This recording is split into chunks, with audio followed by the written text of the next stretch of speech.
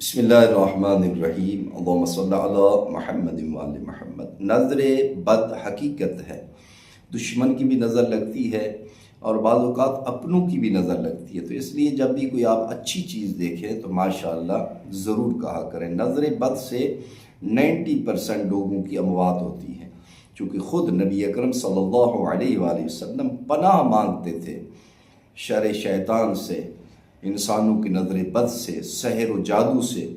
تو اس کے بعد کیا ہوا؟ اللہ نے 2 صورتیں نازل کیں قرآن مجید میں، جن کو معوذتین کہا جاتا ہے۔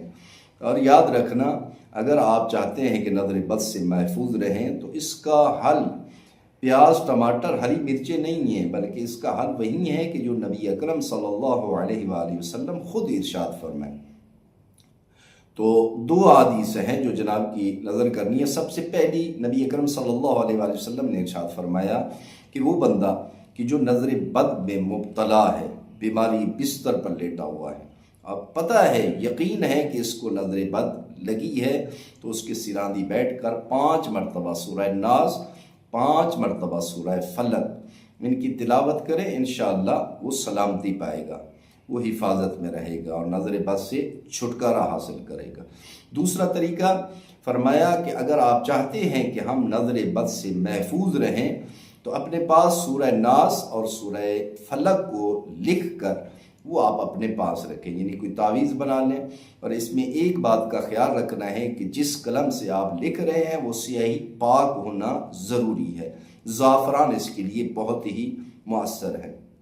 اور دوسرا طریقہ، نبی اکرم صلی اللہ علیہ وآلہ وسلم نے ارشاد فرمایا کہ ہر نماز کے بعد آپ سورہ ناس اور سورہ فلق پڑھ کر اپنے اوپر دم کریں۔ یہ ہو گیا۔ اس کے بعد ارشاد فرمایا کہ جو بندہ اپنی واجب اور سنتی نمازوں میں سورہ ناس اور سورہ فلق کی تلاوت کرتا ہے تو گویا کہ اس کو مکہ معظمہ میں روزے رکھنے اور عمرہ اور حج کا ثواب اس کے نامہ اعمال میں درج کیا جاتا ہے۔